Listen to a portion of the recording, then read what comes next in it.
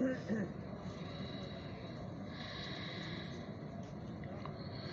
اللہ الرحمن الرحیم نحمدہ ونصلی علی رسولہ الکریم۔ محترم دوستو اور بھائیو، اللہ رب العزت نے ہر انسان کی دنیا اور آخرت کی کامیابی اپنے دین کے اوپر عمل کرنے میں رکھی ہے۔ اللہ رب العزت نے ہر انسان کی دنیا اور آخرت کی کامیابی دین پر عمل کرنے میں رکھی ہے۔ جو دین پر چلے گا وہ کامیاب ہوگا، جو دین پر چلا وہ کامیاب ہوا، جو قوم دین پر چلی وہ کامیاب ہوئی، جو قوم دین پر نہیں چلی وہ ناکام ہوئی، دنیا میں بھی ناکام ہوئی اور مرنے کے بعد بھی ناکام ہوگی۔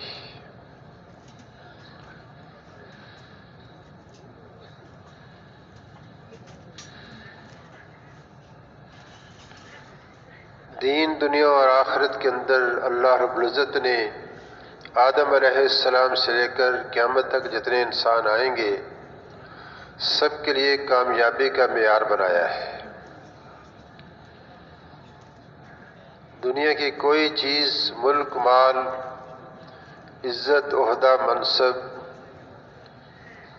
جائیداد، جاگیر، اس کو اللہ نے کامیابی کا معیار نہیں بنایا۔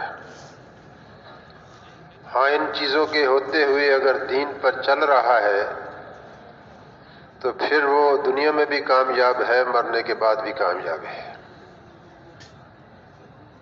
اگر یہ دنیا کی چیزیں تو انسان کے پاس ہیں اور دینی زندگی اس کے اندر نہیں ہے تو پھر دوستو یہ دنیا میں بھی ناکام ہے اور مرنے کے بعد بھی ناکام ہے۔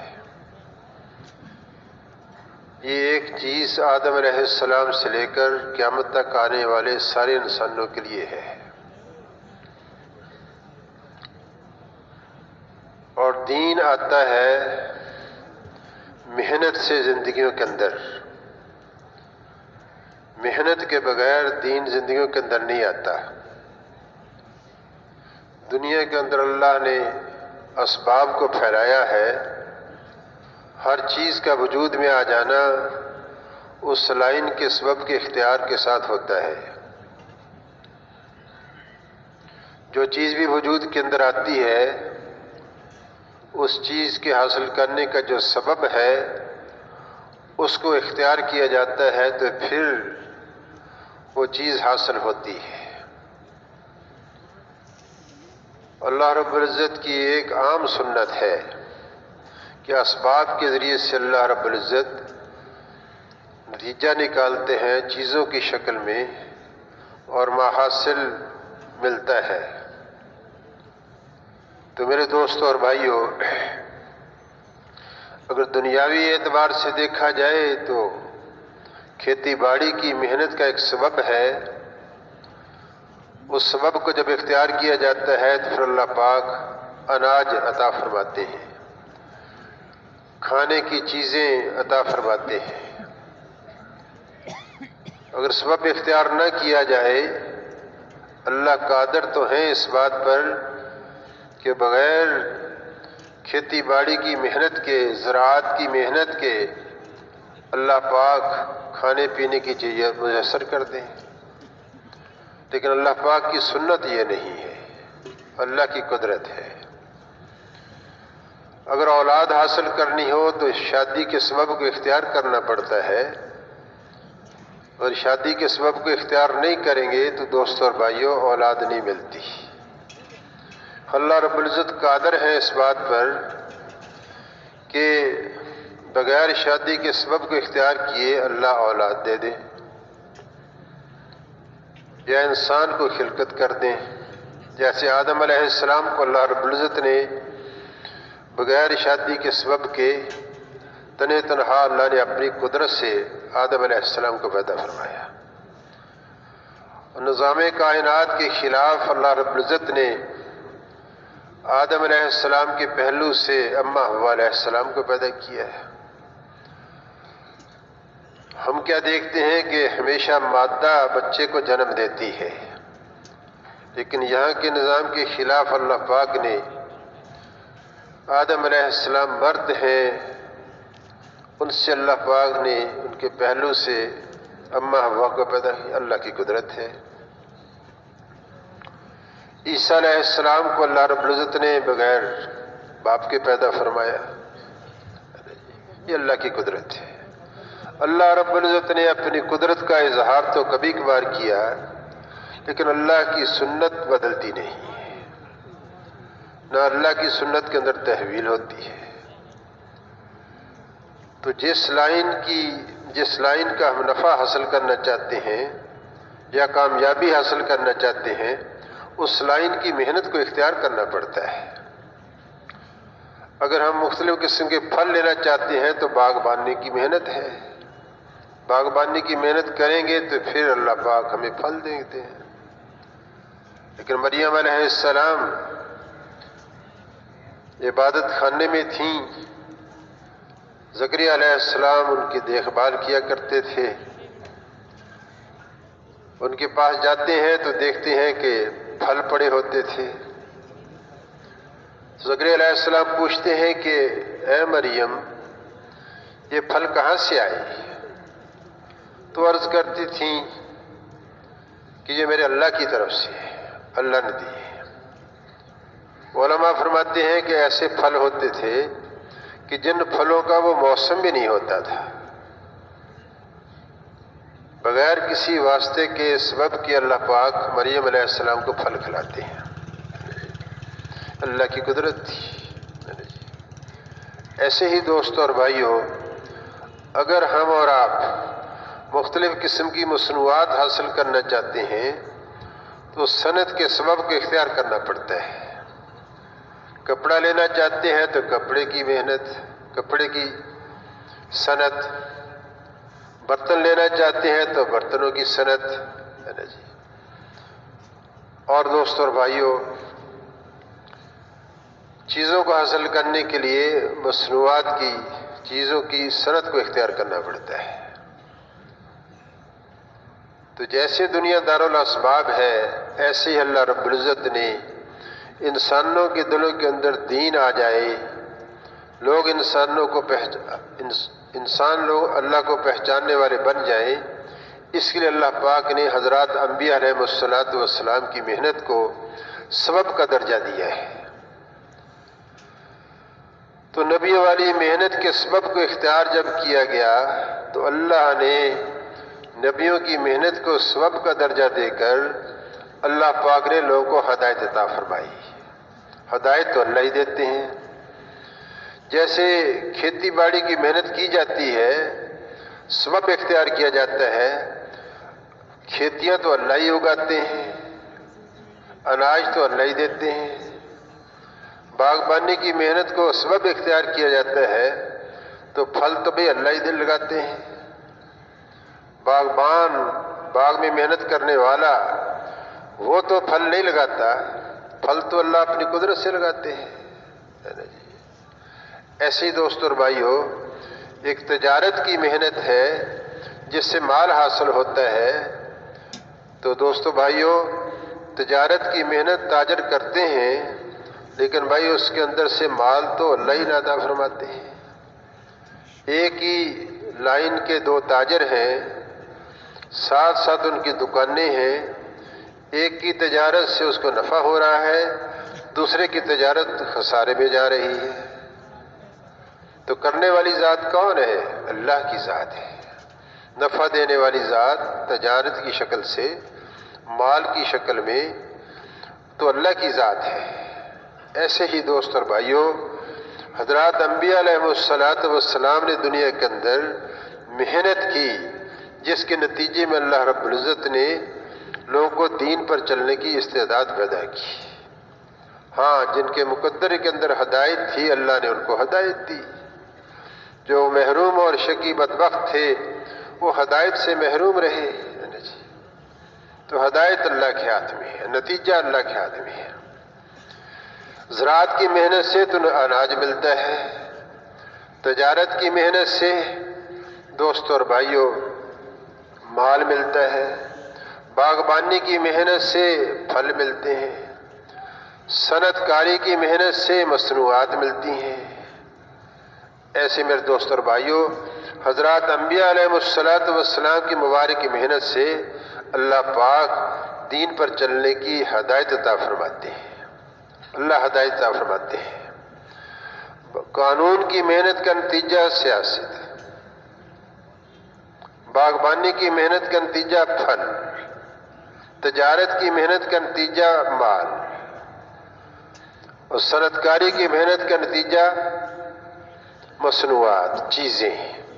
ایسے ہدایت اور انبیاء علیہ السلام کی محنت کا نتیجہ کیا ہے میرے دوست اور بھائیوں؟ ہدایت کہا جانا ہے، ہدایت کہا جانا ہے۔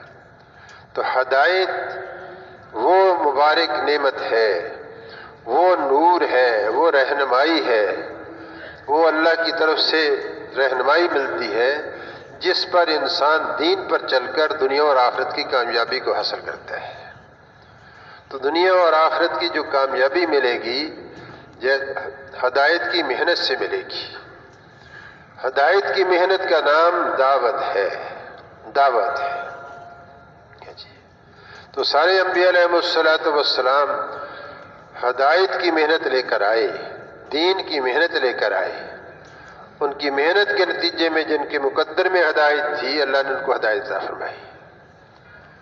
تو پہلے انبیاء علیہ السلام آئے، محنت کر کے گئے، اور اللہ نبی بھیجتے رہے۔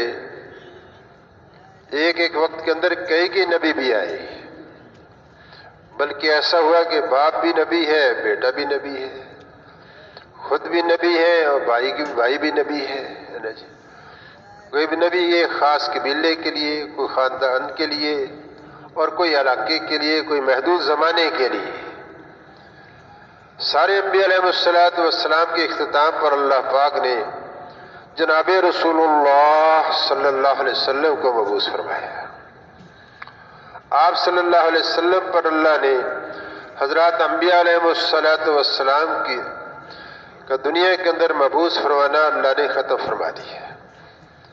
آپ کے بعد اللہ کی طرف سے اعلان ہوا، ارشاد آیا کہ اب قیامت تک نبی علیہ السلام کے بعد کوئی نبی نہیں آئے گا۔ تو وہ مبارک محنت جو انبیاء علیہ السلام کرتے تھے، لوگوں کو دین پر چلنے کے لیے، ہدایت کی طرف متوجہ کرنے کے لیے، آخرت کی اور دنیا کی کامیابی حاصل کرنے کے لیے، اس محنت کے کرنے کا مکلف اللہ رب العزت نے امت محمد صلی اللہ علیہ وسلم کو فرمایا۔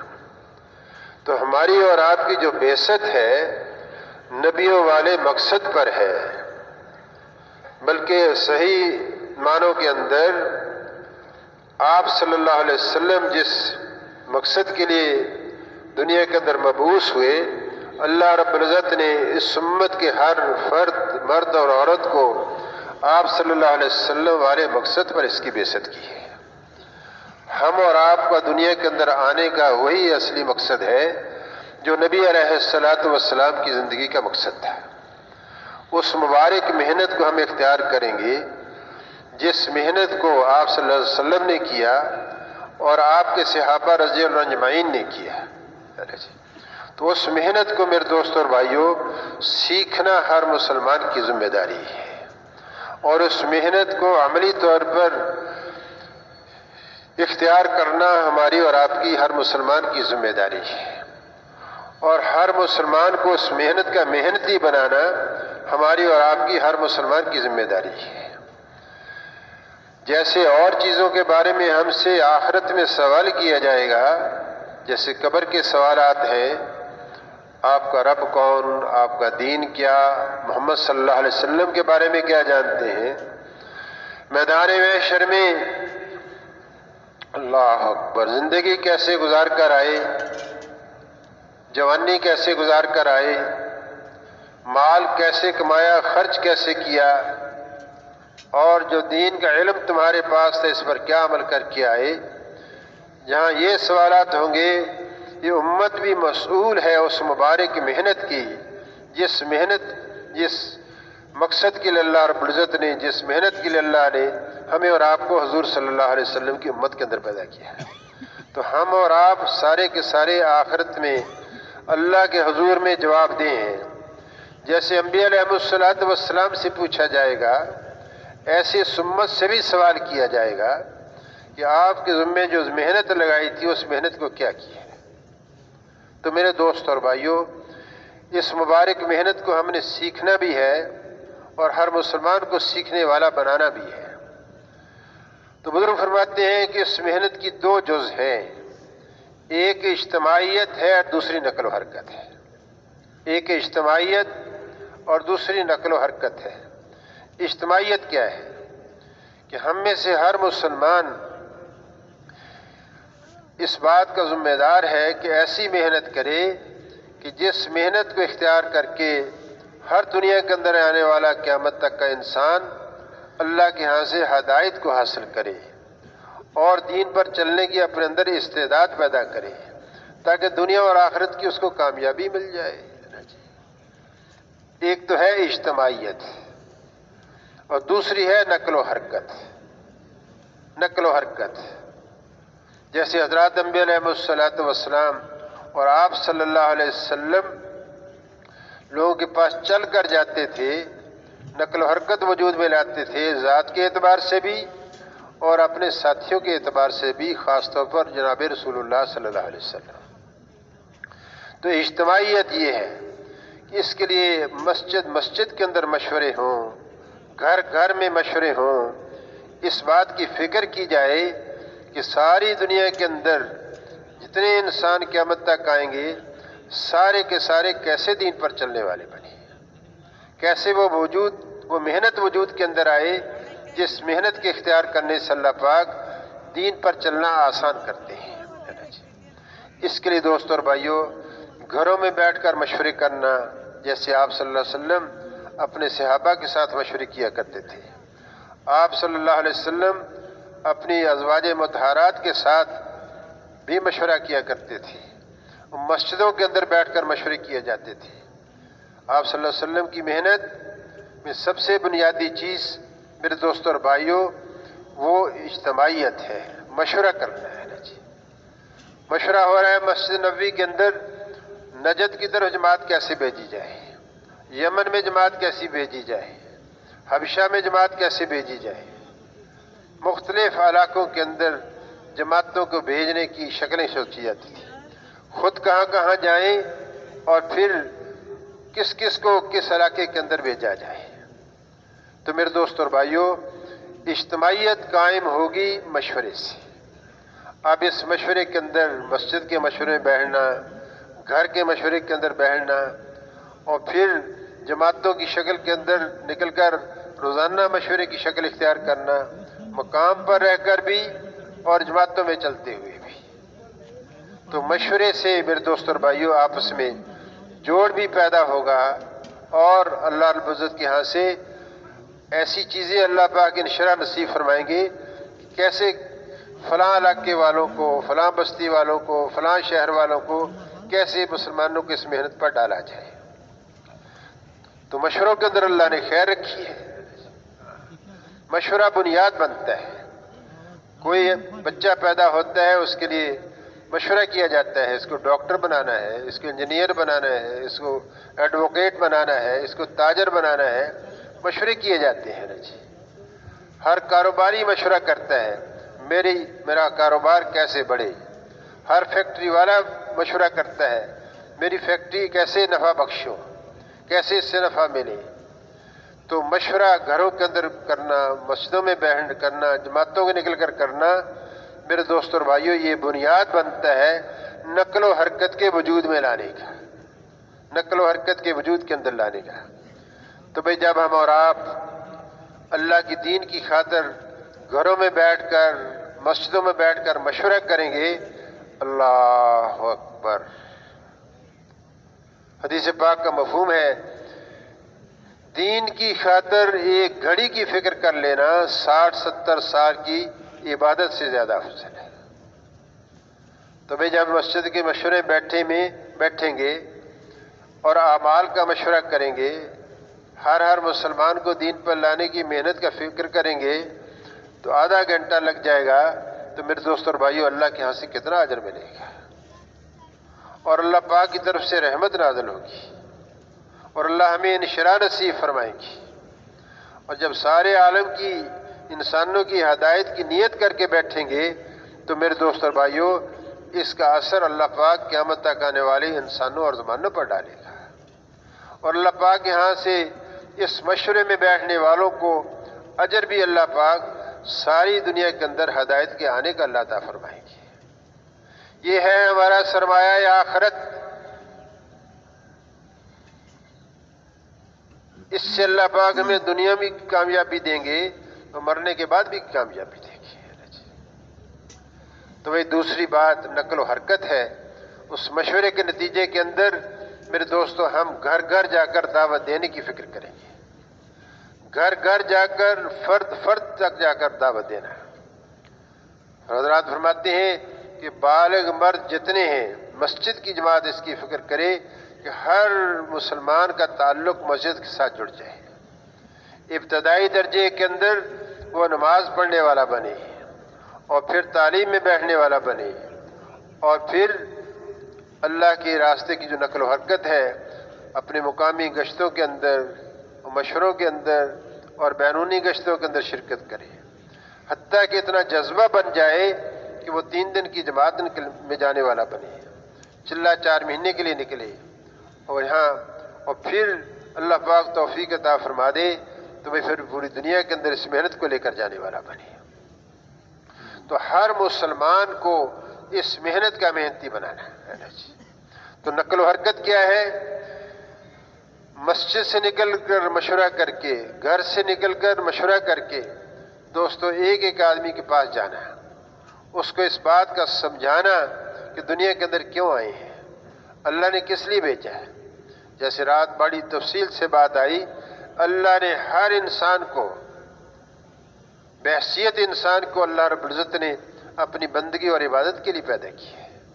بحیثیت انسان کے اللہ نے ہمیں اور آپ کو، میرے دوست اور بھائیوں، سارے انسانوں کو اللہ نے اپنی بندگی کے لیے، عبادت کے لیے، فرما برداری کے لیے، تابعداری کے لیے پیدا کیا ہے۔ فرما برداری کیا ہے؟ جس کاموں کو کرنے کا اللہ نے حکم فرما دیا ان کو کر لینا، اور جن کاموں سے اللہ نے بچنے کا حکم فرمایا اس سے بچ جانا، اسی کا نام تابعداری ہے۔ اور اللہ کے ہر حکم کو جناب رسول اللہ صلی اللہ علیہ وسلم کے طریقے پر پورا کر دینا، اس کا نام عبادت ہے۔ جیسے نماز ہے اللہ کا حکم ہے اور حضور صلی اللہ علیہ وسلم کا طریقہ ہے، ایسے چاہے تجارت ہو، چاہے ملازمت ہو، چاہے کھیتی باڑی ہو، کوئی بھی دنیا کا شغل ہو، ہر شعبے کے اندر اللہ کے حکم کو سامنے رکھنا اور جناب رسول اللہ صلی اللہ علیہ وسلم کے طریقے کو حاصل کرنا۔ تو میرے دوست اور بھائیوں، بحیثیت انسان کے تو ہماری یہ ذمہ داری ہے، لیکن جیسے پہلے عرض کیا ہم جناب رسول اللہ صلی اللہ علیہ وسلم کی امتی ہیں، ہمیں اور آپ کو تو اللہ پاک نے اس امت کے اندر پیدا کیا ہے جناب نبی پاک صلی اللہ علیہ وسلم والے مقصد پر، ساری دنیا کے اندر انسانوں کے لیے ایسی محنت کرنا کہ جس سے لوگ ہدایت پر آ جائیں۔ تو بھائی نقل و حرکت کے اندر ایک گھر سے نکل کر دوسرے گھر، ایک آدمی سے دوسرے آدمی تک پہنچنا، اپنے محلے کے ہر فرد سے ملنا، اور پھر دوسرے محلے میں جا کر دوسرا گشت کی شکل بنانا ہے نا جی۔ عمومی گشت کی شکل تو بنائیں گے ہفتے میں 1 دفعہ، پوری جماعت مل کر نکلے گی، اور عمومی گشت کی دوسرے گشت کی شکل میں ہفتے میں 1 دفعہ، لیکن روزانہ میرے دوست اور بھائیوں 2.5-3 گھنٹے ہر مسلمان اپنے آپ کو فارغ کر کے اس مبارک محنت پر لگائے، جس مبارک محنت کے وجود میں آ جانے سے اللہ رب العزت دین پر چلنا آسان فرماتے ہیں۔ تو بھائی جب ہم اپنے گشت میں نکلیں گے تو بھائی 1 گھنٹہ 1.5 گھنٹہ لگ جاتا ہے، اور جب دوسرے گشت میں جائیں گے تو آدھا پونا گھنٹہ زیادہ لگ جائے گا، تو کتنی گھڑیاں ہو جائیں گی۔ ایک گھڑی کا اجر 60-70 سال کی عبادت سے زیادہ ہے۔ 1 گھنٹہ لگ گیا تو بھائی اللہ اکبر. تو 2 گھڑیوں کا اجر مل گیا. 1.5 گھنٹہ لگ گیا تو کم از کم 3 گھڑیوں کا اللہ نے اجر عطا فرما دیا ہے. تو دوست اور بھائیو، جو تو اجر و ثواب کو سامنے رکھ کر چلے گا اللہ اس کو استقامت دیں گے. اور جو افراد کو سامنے رکھ کر چلے گا، افراد ہوں گے تو چلے گا، نہیں ہوگا تو ختم ہو جائے گا. تو اپنی ذمہ داری سمجھ کر ان گشتوں کے اندر شرکت کرنا. پھر روزانہ 2.5-3 گھنٹے کم از کم. اصل تو حضرات فرماتے ہیں کہ ہر مسلمان کو 8 گھنٹے روزانہ دعوت کے لیے نکالنے چاہیے. تو جب ہم گھر گھر جا کر عمومی گشت کی شکل میں، خصوصی گشت کی شکل میں، روزانہ کی محنت کے اندر گھر گھر جا کر دعوت دیں گے، اللہ سے ہوتا ہے، اللہ کی غیر سے نہیں ہوتا ہے. اللہ کی طرف بلائیں گے، اللہ کی صفات کو بیان کریں گے، اللہ کی قدرتوں کو بیان کریں گے. دعوت ہی وہ مضبوط قوت ہے کہ جس کے ذریعے سے اللہ پاک دلوں کی زمین کو نرم کرتے ہیں. اللہ کی بڑائی کا حل چلانا، اللہ کی بڑائی کو بولنا، اللہ کی عظمت کو بولنا، اللہ کی صفات کا تذکرہ کرنا، دنیا کے فانی ہونے کو بولنا، آخرت کے حقیقی ہونے کو بولنا، قبر کے حال کو بیان کرنا. جیسے دوستوں اور بھائیوں، 2 دن سے ایک بات چل رہی ہے. حضور اکرم صلی اللہ علیہ وسلم نے ارشاد فرمایا، جبرائیل ذرا آخرت کا حال تو بیان کریں، جہنم کا حال تو بیان کریں. عرض کیا، یا رسول اللہ صلی اللہ علیہ وسلم، مفہوم عرض کر رہا ہوں. 1000 سال آگ جلائی گئی، جہنم سفید ہو گئی. اور 1000 سال اور آگ جلائی گئی، جہنم دوزخ سرخ ہو گئی. 1000 سال اور آگ جلائی گئی، دوزخ سیاہ ہو گئی. ساری جہنم سیاہ ہے. اور اتنے دردناک حصے ہیں اس کے عذاب کے، ہم اور آپ اندازہ نہیں کر سکتے. جیسے رات بھی بات آئی، فرمایا اگر جہنم کے اندر سے، دوزخ کے اندر سے ایک سوراخ دنیا کے اندر کر دیا جائے تو ساری دنیا بسم ہو جائے.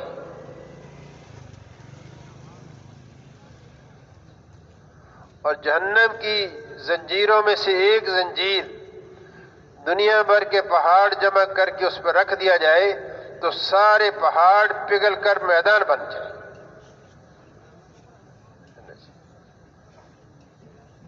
آپ صلی اللہ علیہ وسلم خاموش ہو گئے، جبرائیل بھی خاموش ہو گئے.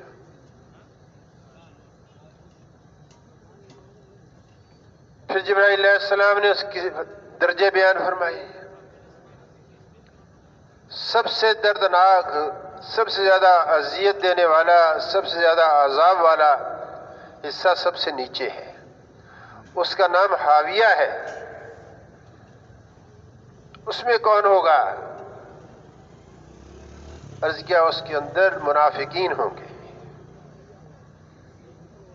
اس سے کم درجے کے عذاب والا حصہ، اس کا نام کیا ہے؟ اس کا نام جہنم ہے. اس میں کیا ہوگا؟ اس میں کون ہوں گے؟ اس میں مشرکین ہوں گے.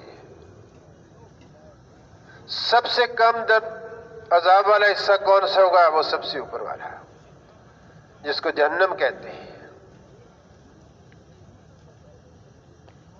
اس میں کون ہوگا؟ امت محمد صلی اللہ علیہ وسلم کے گناہگار مسلمان. اس سے نیچے والے میں جس میں زیادہ عذاب ہوگا، اس میں سارے یہودی یا عیسائی، اور ایسے ہی تیسرے. تو میرے دوست اور بھائیوں،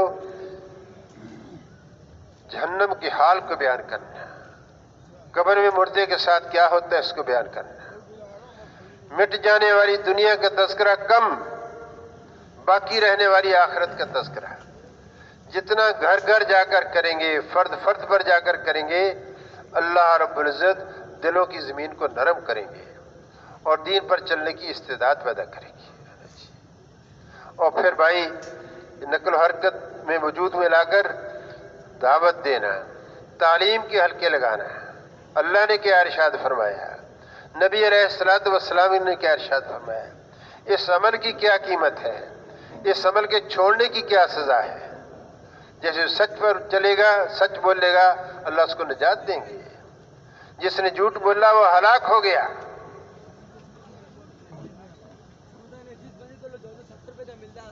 جیسے رات بات آئی کہ اگر زکوٰۃ دینا روک لیں گے تو اللہ بارشوں کو روک لیں گے۔ اگر پرندے جانور اور جاندار نہ ہوتے تو اللہ بوند پانی کی نہ دیتے۔ اعمال کا کیا اثر پڑتا ہے، اچھے اعمال کریں گے تو کتنی جزا ہے، غلط اعمال پڑیں گے تو دوست اور بھائیوں کیا سزا ہے۔ اس کو سننا، تعلیم کے حلقوں کے اندر بیٹھنا، مسجدوں کے اندر، گھروں کے اندر، بازاروں کے اندر اس کے حلقے لگانا ہے، اور پھر نماز کو قائم کرنا، ذکر کو قائم کرنا، تلاوت کو قائم کرنا، تلاوت کا اہتمام کرنا۔ یہ وہ اعمال ہیں، اور آپ صلی اللہ علیہ وسلم والے اخلاق کی مشق کرنا۔ یہ اعمال جب ہر مسلمان کرے گا تو دوستو اللہ پاک اپنے فضل سے، اپنی قدرت سے لوگوں کے دلوں کے اندر نور ہدایت ڈالیں گی۔ ہدایت کے آنے کے یہ اعمال ہیں، یہ اعمال منصوص ہیں، یہی ہدایت کے اعمال ہیں، یہی محنت کے اعمال ہیں، یہی مقام کے اعمال ہیں، یہی خروج کے اعمال ہیں۔ دنیا دارالاسباب ہے، نبیوں کے اعمال کو، محنت کے اعمال کو اللہ نے ہدایت کے آنے کے لیے سبب کا درجہ دیا ہے۔ جب تک ان اعمال کے سبب کو اختیار نہیں کریں گے دوستو اللہ ہدایت نہیں دیں گے۔ اللہ قادر تو ہے اللہ ہدایت دے دے، لیکن اللہ کا ضابطہ یہ نہیں ہے۔ اس لیے اگر ہم گشت میں شرکت نہیں کرتے، تعلیم میں شرکت نہیں کرتے، سروزہ نہیں لگاتے، چلہ نہیں لگاتے تو ہدایت کے آنے میں ہم رکاوٹ ہیں۔ ہر متنفس اس کے بارے میں سوچے، ہر فرد اس کے بارے میں سوچے اور اس کا عزم کریں۔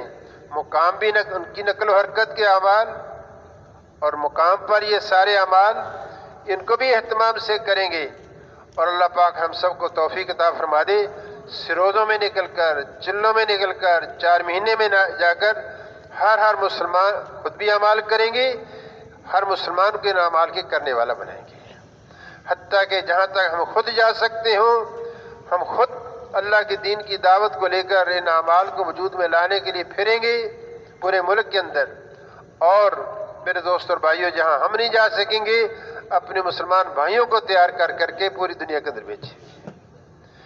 ایک شہر کراچی یا ایک شہر لاہور یا ایک شہر پشاور، ایک شہر پوری دنیا کے اندر ہدایت کے آنے کا ذریعہ بن سکتا ہے، اور ایک مسلمان پوری دنیا کے اندر ہدایت کے نقشے کے قائم کرنے کا ذریعہ بن سکتا ہے، ہدایت کے اسباب کے وجود میں لانے کا ذریعہ بن سکتا ہے۔ مولانا الیاس رحمۃ اللہ علیہ اکیلے ہی تھے، اکیلوں نے دعوت اٹھائی، سارے انبیاء علیہ السلام اکیلے آئے، ان اعمال کو اختیار کیا، دعوت چلائی، اللہ کی طرف بلایا، آخرت کی طرف بلایا۔ تو دوستو اور بھائیوں اللہ نے نبیوں کی محنت کو سبب کا درجہ دے کر اللہ نے لوگوں کو ہدایت عطا فرمائی۔ پہلے یہ محنت نبیوں کے ذمے تھی، اب وہ محنت میرے دوستو ہمارے اور آپ کے ذمے ہے۔ اس محنت کے کرنے کا ہم اور آپ سارے عزم کریں، ہم اوقات مقرر کریں، گشت کا وقت کسی اور کو نہ دیں، مقامی گشت کا، بیرونی گشت کا بھی وقت کسی اور کو نہ دیں۔ جو 2.5-3 گھنٹے روز کے وقت طے کر لیا تو وہ کسی اور کو نہیں دیں گے۔ بس ایک قصہ سنا کر بات ختم کرتا ہوں۔ مولانا محمد احمد صاحب رحمۃ اللہ علیہ بہاولپور میں مقیم تھے، ان کا معمول تھا کہ ہر روز عصر کی نماز مرکز میں جا کر سنتے تھے۔ اذان مسجد مرکز میں جا کر سنی اور پھر نماز تک بیٹھے رہے ذکر اذکار کے اندر. ساری زندگی کا یہی معمول رہا اور ان کے باقی ساتھیوں کا بھی یہی حال تھا. بہاولپور کے امیر صاحب ایک دن تاخیر سے پہنچے، عصر کے بعد آدھا گھنٹہ دیر سے یا کچھ زیادہ. تو مولانا پوچھنے لگے کہ کیا بات ہے، آج آپ لیٹ کیوں آئے؟ انہوں نے عرض کیا جی کہ میں گھر سے جب نکلنے لگا سائیکل لے کر تو ایک نقاب پوش عورت داخل ہوئی. اس نے میرا نام لے کر کہا کہ کہاں جا رہے ہو؟ تو نے کہا جی میں نے آواز سے پہچان لیا کہ یہ تو میری خالہ ہے. تو اس خاتون نے یہ کہا اچھا ماں گھر میں آئے اور تم باہر جا رہے ہو؟ خالہ کا درجہ ماں کا درجہ ہوتا ہے. فرمانے عرض کرنے لگے جی کہ میں نے سائیکل رکھی خالہ کے پاس تھوڑی دیر کے لیے بیٹھ گیا، اس میں مجھے کچھ دیر ہو گئی. تو مولانا نے ایک بات فرمائی دوستوں اور بھائیوں، آپ نے اپنی خالہ کو یہ کیوں نہ کہا کہ یہ وقت میں نے اللہ کو دیا ہوا ہے، جو اللہ کو وقت دے دیا میں کسی اور کو نہیں دیتا. ہم اور آپ عزم کریں جو مقامی گشت کا دن وقت مقرر ہے اس کو ہم کسی اور کو نہیں دیں گے. بیرونی گشت کا جو وقت طے ہے میرے دوستوں کسی اور کو ہم نہیں دیں گے، نہ کاروبار کو، نہ تجارت کو، نہ رشتہ داروں، نہ واقف کاروں کو، نہ ملنے والوں کو. اور جو 3 دن کا وقت طے کیا ہے کسی اور کو نہیں دیں گے، وہ اللہ کو دے دیا. اور جو روزانہ کا 2.5-3 گھنٹے کا وقت ہے جو اللہ کے لیے وقف کر دے دیا وہ اللہ کا ہو گیا، وہ کسی اور کو نہیں دیں گے. ایسے چلے کا وقت جو ہم نے طے کر لیا کسی اور کو نہیں دیں گے. میں سارے عزم کرتے ہیں اس میں. اور میرے دوست اور بھائیوں پھر اللہ سے توفیق مانگیں کہ اللہ پاک ہم سب کو اس محنت کا محنتی بنا دے اور اس محنت کو قبول فرما کر اللہ پاک پوری دنیا کے اندر ہدایت کے نقشے کو قائم فرمائے. تو ہر مسلمان پوری دنیا کے اندر ہدایت کے آنے کا ذریعہ بن سکتا ہے بشرطے کہ پورے عزم کے ساتھ ان اعمال کے اندر لگیں. جب اعمال میں لگیں گے میرے دوست اور بھائیوں انہی اعمال سے، دعوت سے، تعلیم سے، نماز سے، ذکر سے اور اچھے اخلاق سے، اسی سے ہماری بھی تربیت ہوگی، اسی سے اللہ پاک ہدایت وجود میں لائیں گے. تو میرے دوست اور بھائیوں اللہ ہم سب کو توفیق عطا فرمائے. سارے دوست کریں گے جی انشاءاللہ جی. اور بھائی اب پونے گھنٹے کا آپ کو وقفہ ملے گا. میری درخواست یہ ہے کام وہی اچھا جس کا اختتام اچھا. اب جو آدھا پونا گھنٹہ ہمیں مل رہا ہے تھوڑی بہت اپنی ضرورت بھی پوری کریں. جو بھائی ہمارے کچھ ارادے لے کر آئے تھے کسی وجہ سے ابھی ان کا ذہن نہیں بنا، ایک ایک کو اللہ کے راستے میں نکالنے کی کوشش کی جائے. اجتماع کامیاب وہ ہوتا ہے جس سے زیادہ لوگ اس محنت کو سیکھنے کے لیے چلے 4 مہینے کے لیے اللہ کے راستے میں نکل جائیں. اور کسی مجبوری کی وجہ سے جو واپس جانے والے ہیں اپنے مقام پر جا کر جو کرنے کے اعمال ہیں ان اعمال کو کرنے کا عزم کر کے جائیں. کریں گے سارے دوست؟ اللہ ہم سب کو توفیق عطا فرما دے. اب جن بھائیوں کے ارادے ہیں پہلے جنہوں نے لکھا دیے وہ تو ٹھیک ہے، اور اب جس کا ارادہ بنا ہو رات بھی آپ نے محنت کی، دعائیں بھی کی، اور میرے دوست اور بھائیوں وہ بھی کھڑے ہو کر اظہار فرما دے. کون کون ماشاءاللہ اور لوگ تیار ہیں جو اس محنت کو کریں گے اللہ کے راستے میں نکلیں گے؟ ماشاءاللہ تشریف رکھیے بھائی، تشریف رکھیے. صرف نام لکھانے والے کھڑے ہوں. اللہ آپ حضرات کو بہت جزائے خیر عطا فرمائے. ماشاءاللہ فرمائیے جی. چلے 3 چلے کے لیے، اندرون ملک سال کے لیے، بیرون ملک 7 مہینے سال کے لیے. جزاک اللہ. تشریف رکھیے. اللہ آپ کو بہت جزائے خیر عطا فرمائے. ماشاءاللہ ماشاءاللہ. دیکھیے ہمارے آپ کے سامنے جہنم کے حالات آئے، اس سے ہم بچ جائیں، ساری امت بچ جائے، اس کے لیے اللہ نے محنت دی ہے. اللہ قبول فرمائے. ماشاءاللہ نام لکھا رہے ہیں ساتھی. اللہ قبول فرمائے، بارآور فرمائے. بس چند منٹوں کی بات ہے. تشریف رکھیے. جزاک اللہ. ماشاءاللہ ساتھی نام لکھا رہے ہیں. اللہ قبول فرمائے.